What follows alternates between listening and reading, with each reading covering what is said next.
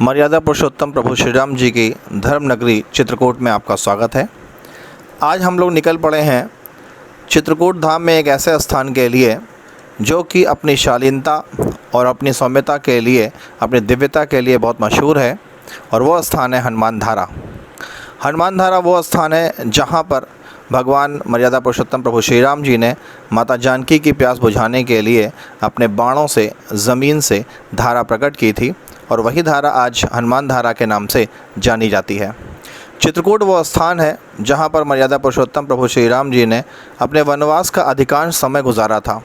लगभग 11 से 12 वर्ष भगवान ने यहीं पर गुजारा था, और यह हनुमान धारा का विकराल और बहुत ही सुनसान, वीरान, ख़तरनाक रास्ता, जिस रास्ते को आप देख रहे होंगे कि इनमें चारों तरफ से सिर्फ वीरानियाँ हैं, पथरीले रास्ते हैं, और अब आज इस रास्ते का ये हाल है तो उस वक्त में, उस काल में ये रास्ता कैसा दिखता रहा होगा और कितना दुर्गम रहा होगा यहाँ चलने के लिए।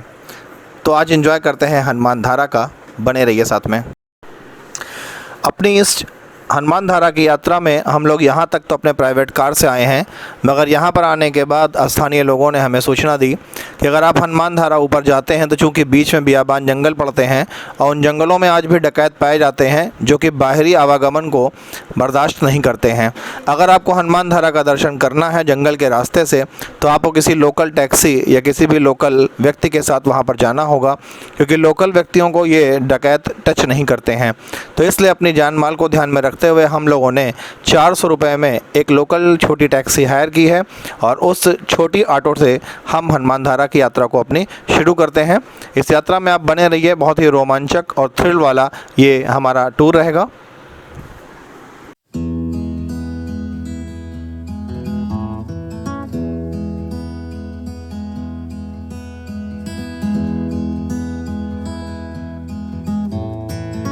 हमारी इस यात्रा में हमारे साथ हैं आशीष शर्मा,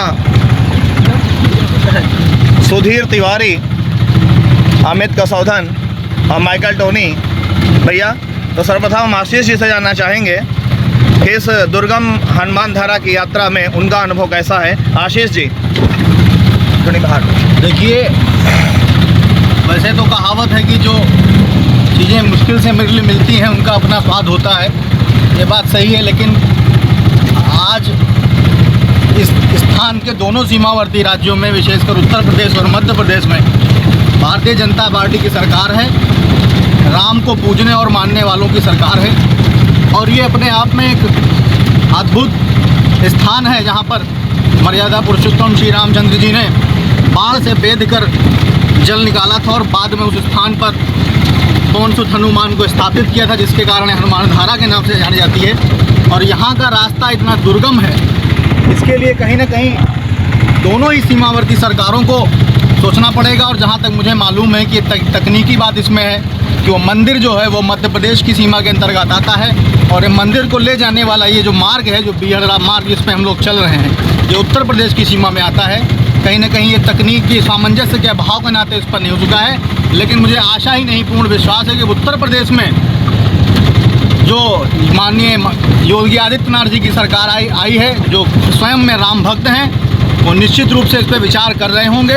और आने वाले समय में जब हम लोग यहाँ पर आएंगे तो आपको बेहतरीन आने का मार्ग, और जहाँ तक मेरी सरकार में भारतीय जनता पार्टी का कार्यकर्ता होने के नाते मुझे भी पता चला है कि यहाँ पर रोपवे बनने की प्लानिंग चल रही है, और जल्दी ही रोपवे बनेगा और बहुत ही बेहतरीन सड़क मिलेगी, और हम सभी हनुमान धारा के दर्शन बड़ी सुगमता के साथ कर सकेंगे। तो ये था आशीष जी का इस दुर्गम यात्रा में इनका अनुभव, और हम इसी क्रम में जानना चाहेंगे हमारे बड़े अग्रज माइकल टोनी जी से कि उनके इस यात्रा का अनुभव कैसा रहा।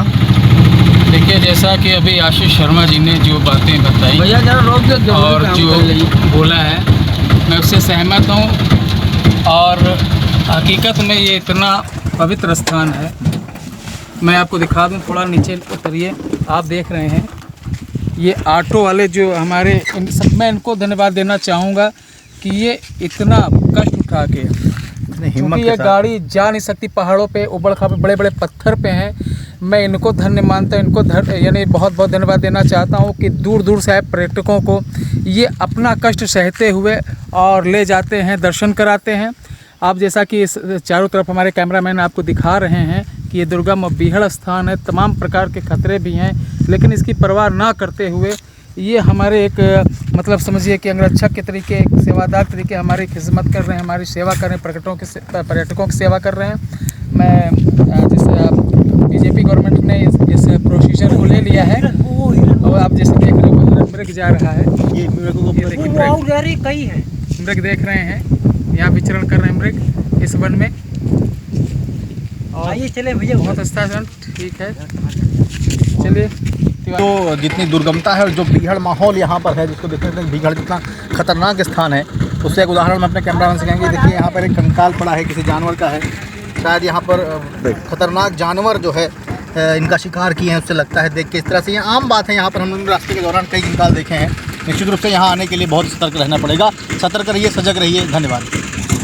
भैया आशीष जी का स्टेटमेंट था कि इस जगह पे आने के सतर्क रहना पड़ेगा और सजग रहना पड़ेगा। चित्रकूट की अपनी इस यात्रा के दौरान हम आपको दिखाना चाहेंगे कि मर्यादा पुरुषोत्तम प्रभु श्री राम जी अपने वनवास के दौरान किन दुर्गम वनों में अपने 14 वर्ष का वनवास उन्होंने व्यतीत किया, और माँ सीता जो सदैव एक धर्मपत्नी के रूप में, एक सतीव्रता नारी के रूप में श्री राम जी के चरणों से चरण और कदमों से कदम मिलाकर हर दुख और सुख में उनके साथ रहीं।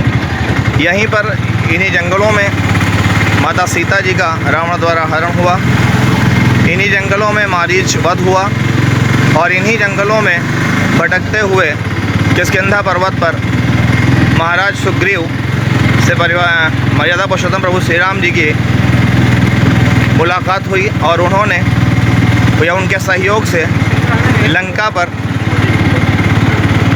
मर्यादा पुरुषोत्तम प्रभु श्री राम जी ने विजय प्राप्त की। और आपको दिखाई पड़ रहा होगा कि जहाँ तक भी हमारी नज़रें जाती हैं, चारों तरफ से वीरान जंगल और वीराने और बीहड़ के सिवा यहाँ पर आपको कोई भी पशु और पक्षी दिखने का नाम नहीं है। और पानी, जल की समस्या यहाँ की एक बहुत बड़ी समस्या है कि कोसों कोसों किलोमीटर दूर तक जल का कोई स्रोत नहीं है। जंगली जानवर आपको चारों तरफ दिख सकते हैं। आप कल्पना कर सकते हैं कि त्रेता युग के उस काल में मर्यादा पुरुषोत्तम प्रभु श्री राम जी, उनके अनुज लक्ष्मण जी और धर्मपत्नी माता सीता जी कैसे इस दुर्गम और बीहड़ वीरान वन में उन्होंने अपना जीवन व्यतीत किया होगा, और किस प्रकार से प्रभु मर्यादा पुरुषोत्तम श्री राम जी यूं ही मर्यादा पुरुषोत्तम नहीं बने। जितेंद्र मिश्रा, चंबल, चित्रकूट।